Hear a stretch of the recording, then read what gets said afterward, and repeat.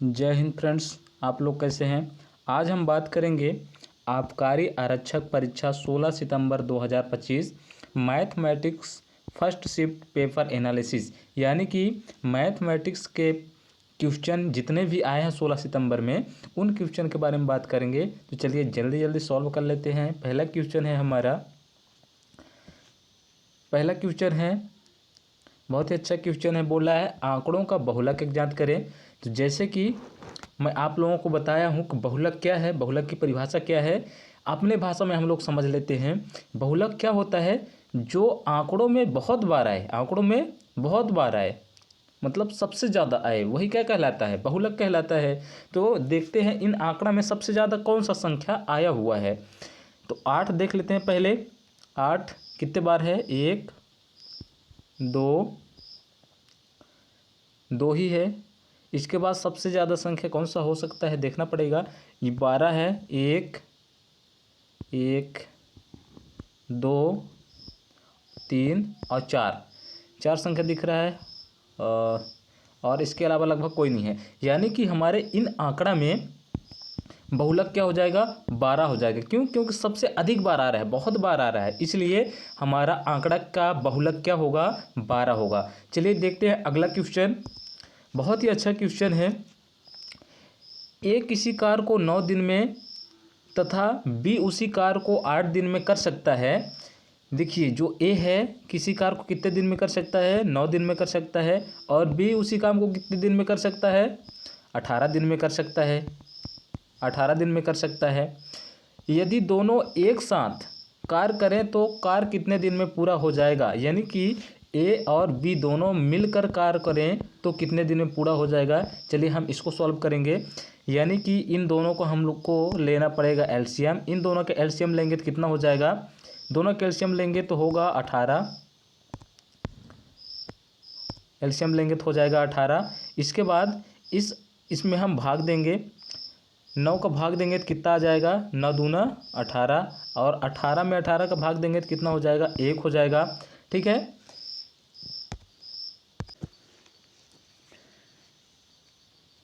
हमारा एलसीएम कितना हो गया दोस्त? एलसीएम हो गया 18। इसके बाद हम इनमें भाग कर लिए तो कितना मान निकल के आया मान निकल के 2 और इसका मान आया 1। यानी कि 9 की जो कार्य क्षमता है कितना है? एक दिन में 2 है। और बी की कार्य क्षमता एक दिन में कितनी है? तो है 1। तो हम इन दोनों को मिक्स कर लेंगे पहले। भाई दोनों को कार्य करवाना है तो ए प्लस बी कितना हो जाएगा? दोनों को मिला देंगे 3 हो जाएगा। यानी ए और बी जब मिलकर काम करेंगे तो एक दिन में कितना काम करेंगे? 3 काम करेंगे। ठीक है। तो हम देखेंगे टोटल कार्य में, जो टोटल कार्य है उसको कितने दिन में पूरा करेंगे। तो हम करेंगे क्या, जो टोटल कार्य है 18, उसमें हम क्या करेंगे? 3 का भाग दे देंगे। 3 का भाग देंगे तो होगा क्या? 3 से कटेगा 3 एकम 3 और 3 छक्का 18। यानी कि आया क्या? ए प्लस बी बराबर 6। यानी कि ए और बी दोनों मिलकर कार्य करेंगे तो 6 दिन में पूरा कर देंगे। तो उम्मीद करता हूँ बहुत अच्छे से समझ में आया होगा। यानी कि जो ए और बी हैं दोनों मिलकर कार्य करेंगे तो कितने दिन में पूरा कर लेंगे? 6 दिन में पूरा कर लेंगे। चलिए देखते हैं हम अगला क्वेश्चन। अगला क्वेश्चन है हमारा, किसी वस्तु को 4900 में बेचने पर 30% की हानि हुई है तो इसे कितने रुपए में बेचने पर 20% का लाभ होगा। चलिए इसको देख लेते हैं। कोई वस्तु है हमारे पास जिसको बेचने पर कितना का हानि हुई है, जिसे हम लोग बेचे हैं तो 30% की हानि हुई है। यानी कि 70% हमें मिला है तो 100% क्या होगा पहले निकाल लेंगे। तो ये 0 से 0 कट जाएगा। इसके बाद आगे हल करेंगे हम लोग। 7 का नम 7 और 7 सत्ते 49। ऊपर बचा क्या? 70 है। 70 बचा तो 70 गुणे 100 बराबर कितना हो जाएगा? 7 का नम 7 और 3 0 हो जाएगा हमारा कितना? 7। यानी कि हमारा जो उसका 100% है कितना है? 7000 है। हमारा वो 7,000 का वस्तु था, उसको हम बेच दिए 4,900 में, तो हमें 30% की घाटा हो गई, 30% की। तो हम अब इस 7,000 को 7,000 जो हमारा मूल्य है उस वस्तु का, हम कितने में बेचें कि 20% का लाभ हो। तो चलिए देख लेते हैं आगे। तो 7,000 का कोई वस्तु है जिसे हम लोग बेचेंगे, तो कितने परसेंट का लाभ होना चाहिए? 20% का लाभ होना चाहिए। यानी कि 100% में हम 20% और लगा देंगे, तब जाके हमें क्या मिलेगा? लाभ। इसको आगे हल करेंगे। ये जो 00 है, इस 00 से 00 कट हो जाएगा। ऊपर बचा क्या? 12 और 7, यानी कि 70 गुणे 120। 12 का गुणा हम कर देंगे 7 में, तो 12 7 कितना हो जाएगा?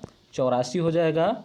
और 2 जीरो और बढ़ा देंगे, यानी कि जो हमारा वस्तु है उसको 8,400 रुपये में बेचेंगे तो हमें 20% की लाभ होगी। उम्मीद करता हूँ बहुत अच्छे से समझ में आया होगा आप लोगों को।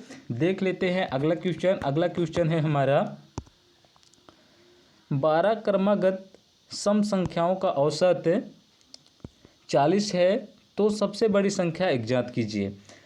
12 क्रमागत सम संख्याओं मतलब लगातार 12 कितने हैं? सम संख्या है, उसका औसत कितना है? 40 है। तो सबसे बड़ी संख्या ज्ञात कीजिए। हम लोग इसका एक ट्रिक जानते हैं अच्छे से, आप सब लोग जानते हैं कि जब कोई ऐसा संख्या दिया हो या 12 दिया हो या फिर इससे भी ज़्यादा बड़ा हो, तो हम क्या करेंगे? इस संख्या में से एक कम करके लिख देंगे। हमें पूछा है बड़ी संख्या है तो हम यहाँ प्लस कर देंगे, ठीक है। अगर छोटी संख्या बोला होता तो हम क्या करते? यहाँ पर माइनस कर देते। अब इसको प्लस करने के बाद क्या आएगा? 40, 10, 50, 1, 51, यानी कि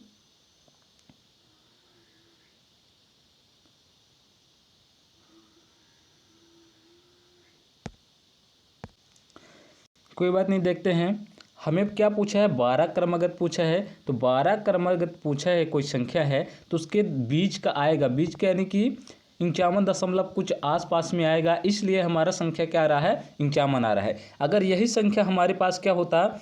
12 की जगह पर 13 होता तो हमारा करेक्ट आंसर क्या आता? देखते हैं। अगर 13 होता तो हम इसमें क्या करते? 12 प्लस कर देते, तो हो जाता क्या? 52। तो हमको करेक्ट लगता कि हाँ 52 एक सम संख्या है, लेकिन 51 हमको विषम संख्या लग रहा है, ठीक है। तो कोई बात नहीं है, इसके आसपास का संख्या आ रहा है। क्यों? क्योंकि यहाँ 12 लिखा हुआ था, ठीक है। जब हमें कोई पूछेगा कि 4 क्रमागत सम संख्याओं का औसत कुछ भी है, मान लेते हैं, ठीक है, 1 2 3 4। अब इसमें बीच वाला संख्या कौन सा होगा? बीच वाला इन दोनों के जो बीच में आएगा वही तो संख्या होगा। मान लेते हैं 2 होगा, ये 4 होगा, ये 6 होगा, ये 8 होगा। इसका बीच वाला संख्या कौन होगा? 4.5 ही होगा ना। तो इसी तरह से 51.5 के आसपास यहाँ आंसर आएगा। तो उम्मीद करता हूँ आप लोग अच्छे से समझे होंगे। चलिए देखते हैं अगला क्वेश्चन। अगला क्वेश्चन है हमारा 320% का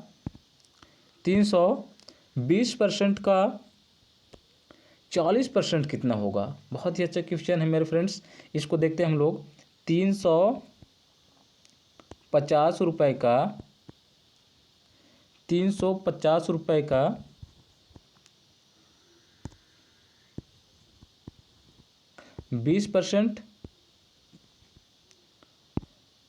20% का 40%। तो हम लोग 100 क्यों लिखे हैं? आप लोगों को पता होगा कि 100 हम लोग इसलिए लिखे हैं कि जब कोई संख्या परसेंट में लिखा है उसका परसेंट हटाने के लिए हम लोग क्या करते हैं? 100 का भाग देते हैं, ठीक है। तो यहाँ पास हम लोग परसेंट हटाए हैं। इसको आगे सॉल्व करेंगे। देखिए 0 से 0 कट करेंगे, 0 से 0 कट करेंगे, फिर से 0 से 0 कट करेंगे। बचेगा क्या हमारे पास? ऊपर बचा 35 गुणे 2 गुणे 4/10 बचा, ठीक है। तो 10 को हम रहने देंगे, भाग करना बहुत आसान हो जाएगा। हम लोग इसको सॉल्व कर लेते हैं, ठीक है। 35 दूना 70 हो जाएगा, 35 दूना 70, या फिर 70 हो गया। इसके बाद बचा क्या? 70 गुणे 4/10। अब यहाँ पास हम लोग इस तरह भी कर सकते हैं, 0 से 0 भी कैंसिल कर सकते हैं, 0 से 0 कैंसिल कर सकते हैं। ऊपर गुणा करेंगे तो 7 चौको 28, यानी कि हमारा जो 350 का 20% का 20% होगा वो कितना होगा, 28 रुपये होगा। उम्मीद करता हूँ बहुत अच्छा समझ में आया होगा। चलिए देखते हैं अगला क्वेश्चन। अगला क्वेश्चन है हमारा ट्रेन से संबंधित क्वेश्चन है। बोल रहा है एक ट्रेन 30 सेकंड में एक खंभे को पार कर देती है। कितने सेकंड में? 30 सेकंड में एक खंभे को पार कर देती है। यदि ट्रेन की गति 60 किलोमीटर प्रति घंटा है तो उसकी लंबाई क्या होगी? बहुत ही अच्छा क्वेश्चन है। देखते हैं इसको हम लोग हल करते हैं। तो क्या बोल रहा है, 30 सेकंड में किसी खंभे को पार करती है। तो बहुत बढ़िया, कितने सेकंड में पार करती है? 30 सेकंड में। यदि ट्रेन की गति कितनी है? गति दिया है हमें 60 किलोमीटर प्रति घंटा। 60 किलोमीटर प्रति घंटा 30 प्रति घंटे में दिया है। इसको हमें चेंज करना पड़ेगा। तो हम इसको चेंज कैसे करेंगे? मीटर प्रति सेकंड में। मीटर प्रति सेकंड में चेंज करेंगे तो हमारे पास होगा क्या, 5/18 का हमें इसमें गुणा करना पड़ेगा, तब जाके ये किलोमीटर जो लिखा है वो मीटर प्रति सेकंड में आएगा। और ऊपर सेकंड में दिया है तो हमें मीटर प्रति सेकंड में कन्वर्ट करना ही पड़ेगा। चलिए इसको सॉल्व कर लेते हैं हम लोग। इसको सॉल्व करेंगे तो होगा क्या,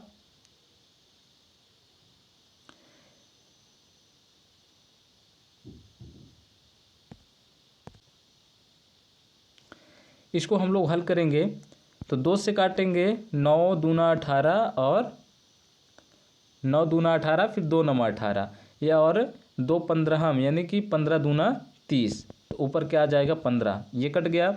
इसके बाद आगे सॉल्व करेंगे तो इसको हम 3 से काट सकते हैं। 3 त्रिकाई 9 और ये 3 पचे 15। अब बचा क्या, नीचे 3 बचा और ऊपर क्या बचा, इसको फिर से लिख लेते हैं। 60 गुणे 5 गुणे 5 बचा बटे 3। इसको आगे सॉल्व करेंगे। 3 का नम 3 और 3 दूना 6, ऊपर हो गया क्या, 20। अब क्या बचा हमारे पास, अब बचा हमारे पास 20 गुणे 5 गुणे 5। इसको आगे सॉल्व करेंगे, 25 कर लेंगे और 25 दूना 50, 25 दूना 50, यानी कि जो हमारा गाड़ी की लंबाई है 500 मीटर है। उम्मीद करता हूँ बहुत अच्छे समझ में आया होगा। अगला क्वेश्चन देख लेते हैं हम लोग। बहुत ही अच्छा क्वेश्चन है, इसको हम लोग सॉल्व करेंगे। सीता और गीता की आयु का अनुपात 6:7 था। 12 वर्ष पहले आयु का अनुपात 4:5 था। गीता की वर्तमान आयु क्या है? बहुत ही अच्छा क्वेश्चन मेरे फ्रेंड्स। तो इसको हम लोग सॉल्व करेंगे, आयु से संबंधित है। लगता है मुझे ये पिछले दिन का क्वेश्चन है। कुछ इसमें पिछले दिन का भी क्वेश्चन ऐड है, कुछ आज के भी क्वेश्चन है, तो हम लोग देख लेंगे। ये लगता है पिछले दिन का क्वेश्चन है, तो इसको सॉल्व कर लेंगे। शायद इसको हम लोग सॉल्व कर भी चुके हैं। इसको एक बार और देख लेते हैं। सीता और गीता का आयु का अनुपात कितना है? वर्तमान में 6:7। 6 कितना है? 7 है। 12 वर्ष पहले की आयु, 12 वर्ष पहले की आयु का अनुपात कितना था? वो था 4:5। गीता की वर्तमान आयु पूछा है, बहुत बढ़िया। तो हम लोग पहले देख लेंगे इनमें कितना का अंतर है। 5 से 7 में 2 का अंतर है और 4 से 6 के में 2 का अंतर है, यानी कि अंतर इसमें 2 मिल रहा है। हमें 1 का वैल्यू निकालना है। तो देखिए अंतर 2 का है और कितना वर्ष दिया है? 12 वर्ष दिया है। ठीक, इसको हम 2 से भाग कर लेंगे तो 2 छक्का 12, यानी कि 1 बराबर कितना आ गया? 6 आ गया। तो हमें पूछा क्या है? गीता की वर्तमान आयु। तो गीता की वर्तमान आयु क्या है? गीता दूसरे नंबर पे है, यानी कि 7। इसका आयु का अनुपात 7 था। 7 का मल्टीप्लाई हम किससे करेंगे? 6 से कर देंगे।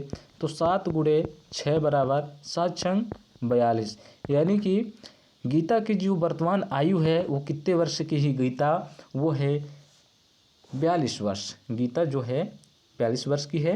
चलिए देखते हैं अगला क्वेश्चन। बहुत ही अच्छा क्वेश्चन है, ये पिछले दिन का क्वेश्चन है। चलिए देख लेते हैं अगला क्वेश्चन। अगला क्वेश्चन है हमारा, शायद यहाँ से अगले दिन का ही क्वेश्चन आ रहे हैं, सॉरी। पिछले दिन के क्वेश्चन, अगले दिन के तो आने बाकी हैं अभी, पिछले दिन के क्वेश्चन हैं। तो इसको हम लोग सॉल्व कर लेते हैं। 7.5 अनुपात यानी बटा 10.5 को सरलतम रूप में लिखिए। इसको हमें सरलतम रूप में लिखना है यानी दशमलव हटाना है। तो इसको हम लोग कैसे लिख सकते हैं? देखिए, ऊपर भी एक संख्या के बाद दशमलव है, नीचे भी एक संख्या के बाद दशमलव है। तो इसको हम लोग लिख सकते हैं 7 और 5 यानी कि 75, और इसमें अगर दशमलव हट जाएगा तो होगा क्या? 105। ये कैसे होगा? इसको हम लोग एक विधि से हल करेंगे। देखिए, अगर दशमलव हटाना होता है तो हम लोग क्या करते हैं, एक अंक बाद दशमलव है नीचे, तो नीचे दशमलव हटाने के लिए हम ऊपर 0 बढ़ा देते हैं, और ऊपर का दशमलव हटाने के लिए जितने अंक बाद दशमलव रहता है उतना हम 0 नीचे बढ़ा देते हैं, दशमलव हट जाता है।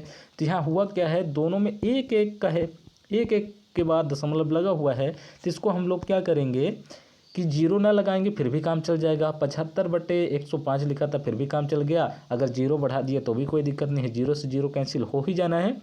इसको देखते हैं, आगे सॉल्व कर लेंगे। 5 से काटेंगे तो 5 का नम 5, बचा क्या? 2, और 5m 25, ऊपर क्या आ गया? 15, और 5 से इसको भी काटेंगे, 5 दूना 10 और 5 का नम 5, यानी कि संख्या निकल के आ गया 15/21। तो इसको हम सरलतम रूप में लिख सकते हैं 15:21।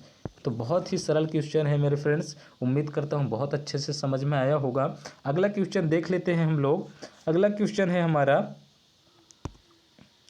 12 के प्रथम 7 गुणज का औसत 1 क्या होगा? 1 यहाँ नहीं होगा। तो 12 के प्रथम 7 गुणज का औसत क्या होगा?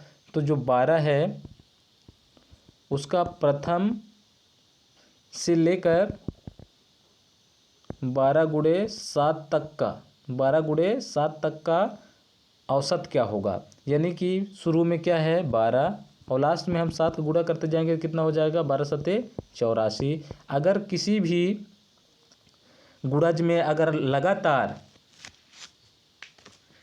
संख्या वही आ रहा है, जैसे टेबल है 12 का 12 12 24, इस तरह से है, उसका औसत निकालने के लिए हम क्या करते हैं, पहली संख्या और आखिरी संख्या को ले लेंगे। पहली संख्या क्या है? 12, आखिरी संख्या क्या है? 84, और करेंगे क्या? 2 का भाग कर देंगे। 2 का भाग करेंगे, देखते हैं, पहले जोड़ लेंगे, इन दोनों को जोड़ेंगे तो कितना हो जाएगा? 12 सत्ते 84 होता है पहले से, 12 अठे 96, 12 और जोड़ देंगे तो कितना हो जाएगा? 96/2। इसको भाग करेंगे आगे, तो 2 इकन्नम 2, ठीक, और 2 चौका 8, बचा क्या? 1, तो 8 दूना 16, 8 दूना 16। हमारे पास आंसर निकल के क्या आ रहा है कि आ रहा है 48। तो 12 के प्रथम 7 गुणज का औसत क्या होगा? तो 48 होगा। उम्मीद करता हूँ बहुत अच्छे से समझ में आया होगा। अगला क्वेश्चन देखेंगे हम लोग। अगला क्वेश्चन है हमारा, एक वस्तु को 30,000 रुपये में खरीदा और 15% का लाभ कमाने के लिए कितने में बेचना होगा? जो कोई वस्तु है उसको हम लोग कितने में खरीद लिए हैं? 30,000 रुपये में खरीद लिए हैं, ठीक। हमें 15% का लाभ में बेचना है, तो ये 30% अपने आप में कितना है? 100% है। तो हमें 15% और लाभ कमाना है, तो हमें 115% चाहिए, तब जाके हमें लाभ मिलेगा। तो 115% निकालने के लिए हम लोग क्या करेंगे, इस 30,000 में हम 115% निकाल लेंगे, 115/100, ठीक। तो ये जो 00 है, इस 00 से 00 कट कर देंगे, ऊपर बचा क्या? 300 गुणे 115। इसको आगे सॉल्व करेंगे हम, आगे सॉल्व करते हैं। तो देखिए, 3 का गुणा 1 में कर देंगे तो 3 इकन्नम 3, 3 का गुणा 15 में कर देंगे, 15 तय 45। अब 00 है, 00 लिख देंगे। हमारा आंसर कितना निकल के आ गया? 34,500 रुपये। यानी कि जब हम 15% में लाभ में बेचेंगे तो हमें कितने रुपए में बेचना होगा? 34,500 रुपये में बेचना होगा, तब जाके हमें 15% का लाभ होगा। उम्मीद करता हूँ बहुत अच्छे समझ में आया होगा। ये अगर ऐसा बोलता कि हम 15% का लाभ कमाने के लिए कितना में बेचें या फिर कितने रुपए का प्रॉफिट होगा। 15% में बेचने पर कितने रुपए का प्रॉफिट होगा या फिर लाभ होगा। तो हमारा आंसर क्या आता, फिर इस 34,000 में, इस 34,500 में हम लोग 30,000 को माइनस कर देते और फिर जो आंसर आता वही हमारा लाभ रुपये हो जाता। 0 0 और ये 5 हो जाता। इसके बाद ये 4 और 3 में 3 गया 0 हो जाए। ठीक है, तो हमारा 4,500 रुपये का लाभ रुपये हो जाता। ठीक है, चलिए देख लेते हैं अगला क्वेश्चन। अगला क्वेश्चन है हमारा, बहुत ही अच्छा क्वेश्चन है। क्या बोल रहा है, बोल रहा है कि एक दुकानदार किसी वस्तु पर 30% और 20% की दो क्रमिक छूट देता है, 30% और 20%, ठीक है, देता है तथा 1,000 के अंकित मूल्य पर अंतिम कीमत क्या है।